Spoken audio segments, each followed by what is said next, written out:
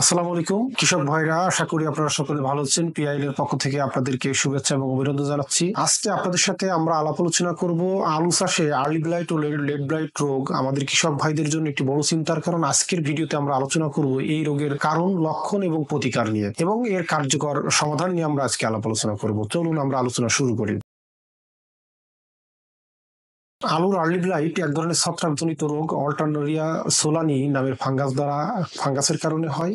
এটি সাধারণত পাতা, কচি কাণ্ড এবং বাদামি গোলাকার দাগের মাধ্যমে শুরু হয় এবং এগুলো দেখতে প্রথমে ছোট ছোট আকারে ছোপ ছোপ দাগ পড়ে, পরে এটা মানে পুড়তে পুড়তে পুরা পাতাটা পুড়ে নষ্ট হয়ে যায়।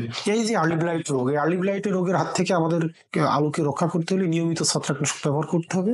সেটি আমাদের পিআইএল কোম্পানির স্টাম, এই স্টাম্প প্রতি লিটার পানিতে 2 থেকে 3 গ্রাম হারে ভালোভাবে মিশিয়ে প্রতি সপ্তাহে আপনাকে একটি করে স্প্রে দিতে হবে। আপনারা জানেন যে আলুর বয়স যখনই 30-35 দিন হবে, যখনই আলু গাছটা বের হবে, বের হওয়ার পর থেকে আমরা প্রতি সপ্তাহে স্টাম্প 72 WP প্রতি লিটার পানিতে 2 থেকে 3 গ্রাম হারে দিয়ে আমরা স্প্রে করব। এবং পাশাপাশি যে কাজটি করতে হবে, ভালো মানের বীজ ব্যবহার করতে হবে।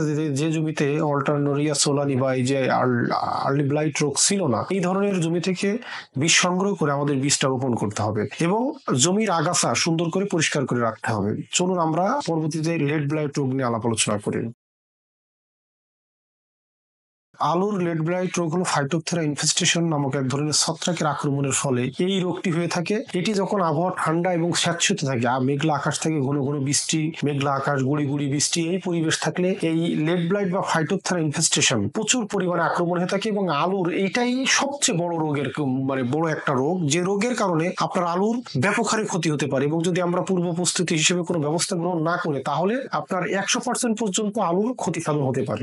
তো এই আলুর লেট ব্লাইট রোগ থেকে আমাদের ফসলকে কিভাবে রক্ষা করব? দেখুন, প্রথম কথা হলো, আমরা যদি আলু ফসলকে লেট ব্লাইট রোগের আক্রমণের হাত থেকে রক্ষা করতে চাই, তাহলে প্রথমে আমাদের যে কাজটি করতে হবে, আমাদের যে বীজটি সংগ্রহ করব সেটা রোগ মুক্ত জমি থেকে বীজটি সংগ্রহ করতে হবে। দ্বিতীয় হলো যে পিআইএল কোম্পানির স্টাম্প প্রতি লিটার পানিতে 3 গ্রাম হারে প্রতি সপ্তাহে 2 থেকে 3 গ্রাম হারে করে দিয়ে প্রতি সপ্তাহে আমরা একটি করে স্প্রে দিব। আমাদের কৃষক ভাইরা সাধারণত যে কাজটি করে, যখন আলুর কোনো রোগ আক্রমণ হয় না, তখন আমরা কি করি, আলুতে আর আপনার স্প্রে করতে চাই না। যখনই আর আক্রমণ দেখা দেয়, তখন আমরা ব্যাপক হারে স্প্রে করি। কিন্তু সেটি না করে আমরা যাতে নিয়মিত একদম শিডিউল স্প্রে প্রতি সপ্তাহে একটি করে স্প্রে দিই, তাহলে কিন্তু আপনার এই রোগের আক্রমণের হাত থেকে আপনার ফসলকে আপনি 100% রক্ষা করতে পারবেন। সেক্ষেত্রে সমাধান হলো, প্রতি লিটার পানিতে 2 থেকে 3 গ্রাম করে স্টাম্প 72 WP প্রতি সপ্তাহে আমরা একটি করে স্প্রে দিব এবং জমিটা অবশ্যই আগাছা মুক্ত রাখবো। তাহলে আমরা কিন্তু আমাদের ফসলকে এই আর্লি ব্লাইট এবং লেট ব্লাইট রোগের আক্রমণের হাত থেকে আমরা রক্ষা করতে পারি। কৃষক ভাইরা, আরেকটি কথা বলে রাখা ভালো, যদি আপনার জমিতে ফাইটোপথেরা ইনফেস্টেশন বা লেট ব্লাইট রোগ দেখা দিয়ে থাকে, যদি আপনার জমিতে এটা